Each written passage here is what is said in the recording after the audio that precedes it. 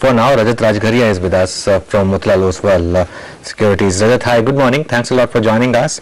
It's been a decent run for the market this month. October, mid-caps have done well. Index has moved from 10,000 to 10,600.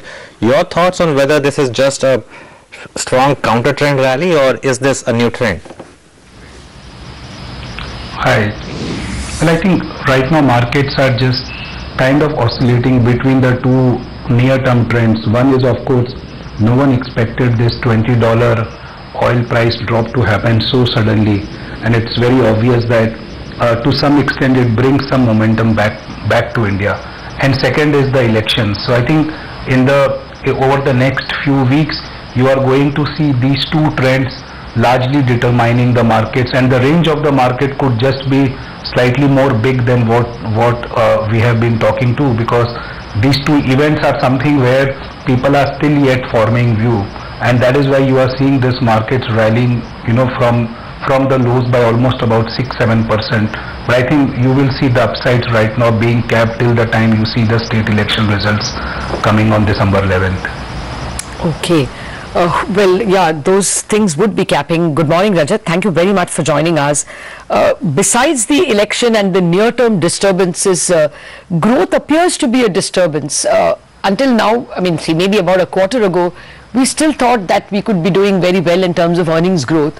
But this third quarter is clearly becoming a hiccup more than at least we were prepared. What is your sense? Is the growth lower than what people were penciling in, third quarter numbers? So, Lata, I must admit that for the last 5-6 years, almost this period of September, October, November is one which analysts have started feeling fearful about, because something happens during this period which just disturbs the entire earnings trend. 4 years back was the collapse in the oil, then we had AQR, then we had Demon. This year, during this period, we have suddenly seen this entire NBFC and the big oil price surge, which has come and impacted the numbers. But coming back on the numbers, this quarter we had a top line growth and many people were cheering that number. I think that was not a great number to look at, because a very large part of that 25% top line growth that you saw was not contributed by volumes. It was contributed by price inflation or cost inflation, which did not let companies give any kind of pricing power. That's why the EBITDA growth was half of the top line growth, and that has been the worrying trend for many of the sectors where we have not seen pricing power for them in the quarter that went by.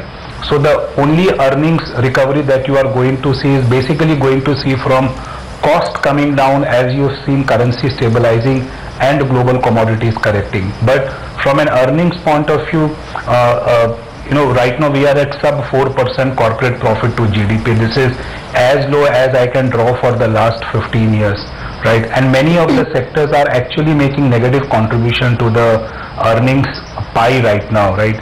Some point of time, we have been hoping they will contribute, and they will contribute. We may be wrong by 1 or 2 years in them. But right now we are almost at the low point of this earnings momentum for the corporate space. It has just started picking up, but it has not picked up in the way we would have thought. Okay. By the way, the ticker is alerting you on Kesoram. Stock is flying 8-9%. It's gained so much this week itself. Just quoting a press report. It's a report from the Telegraph. They put it out in the Calcutta edition, and it's that eternal question: is there going to be restructuring within the group? Is eventually, is there going to be some sort of a merger, and whether the Kumar Mangalam Birla group of companies will take over the cement business or not? So again, it's doing the rounds. It's resurfaced in that report as well. Maybe it's leading to some action on the stock. But, Rajat, let's get to the hot debate of the morning, telecom. One of your peers has written a note reminding everybody that the interconnect usage charge tailwind in terms of revenues, that's going to go away by 2020. Yesterday, Vodafone had their investor call as well. You interestingly have a buy on Vodafone. So just take us through your stance on both the stocks, Bharti and Idea Voda. So, this sector has seen a lot more turbulence than what anyone would have thought. In fact, if you look at since 2008, almost for a period of last 10 years, we have seen profits getting vanished from this space. Many of the players, exiting this business finally, and now this market is just left between three players. and between these three players also right now profitability is not as high, I mean based on the numbers that gets reported right now, because there are still market share gain shifts which are happening from one player to other. But I think at some point of time we are now reaching a stage where some kind of rationality has to come back into this market. We may see one or two more regulatory changes, but I think a massive part of the profit erosion that had to happen has happened, right? Secondly, I think at least the three players which are left are right now have deep pockets to do whatever investments are required right now, at least for the next. I don't see any of these players right now making any kind of a damage or exit in this market, because all three have strong backings.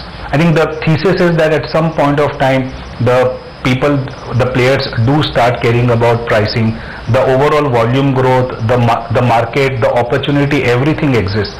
Some rationality can definitely, and these are great big operating leverage plays, both operating leverage and financial leverage. So I think it's probably a lot more hope right now for this space, right? Because we are still yet to see any kind of big moves for one to make a big positive stance. But the stocks have corrected so much. In fact, they have not delivered any return over the last 1 decade. Some have delivered big negative returns. These are stocks where you just have to wait and hope that this current environment will not last for a longer time. Okay, by the way, IT is making a comeback today. Just don't lose sight of that. Perhaps the market had already priced all of that in yesterday, and rupee also, by the way, is declining from the highest point. But Nifty IT right now is making highs of the day, 1.3%. Perhaps it was too much of a consensus trade now to buy banks and sell IT, and that trade just perhaps on intraday is reversing. So some of the stronger IT stocks are making highs of the day. Just want to keep an eye on some of these names. Could be interesting in terms of short covering angle as well. Tech Mahindra, of course, is leading that move, but there are other stocks as well, especially in the mid cap IT, where you're seeing quite a bit of gains. So that would be one space that you would want to track. Rajat, your thoughts on mid cap IT? You have liked some stocks here in the past. Of course, it perhaps became a bit overcrowded, but now we've seen quite a bit of correction over the last 1 month. Yeah, IT has generally remained a mixed bag. Whenever you see a sector trend like the way of growth we have seen in some of the leaders, right? You see you should have seen lot more participation coming, but it has been a period of big divergence. I think currency always comes and becomes a big hiding trade for IT for a period of time, and whenever that weathers out, you start seeing things normalizing. The most important thing in IT, I think, that has happened, which people have been expecting for a long period of time, has been capital reallocation. Companies distributing large part of their balance sheets in form of buybacks and dividends has kind of provided a floor to the valuations of this sector. And then whenever you have seen the kind of currency run that we saw in the last 6 months, IT always tends to outperform. I think they had to correct given the kind of big outperformance that they had created this year. They now look a lot more reasonable, and our bias would still largely be at the larger picks, because today also you have Infosys, which is trading at more 15-16 times, and if you have large cap IT trading at those multiples, I think they provide big enough reason to just stick to them. Okay, Rajat, in this, if you can call it dip that the market has given, I mean dip compared to the 11,800 that it was, what would you advise people to pick? Is it good to pick stocks like autos and auto ancillaries? Because even if they face any headwinds, it would be, only near term.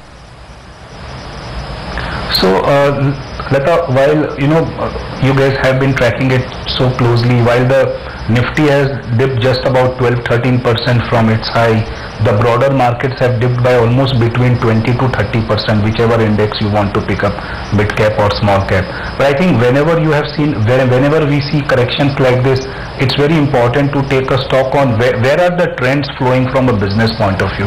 And I think one of the biggest trends that we see emerging is that this just may be a golden period for private banks over the next few years, because after a very long time we are seeing pricing power returning on both assets and liability side as far as private banks are concerned, and we are done with the credit cost cycle for this period now.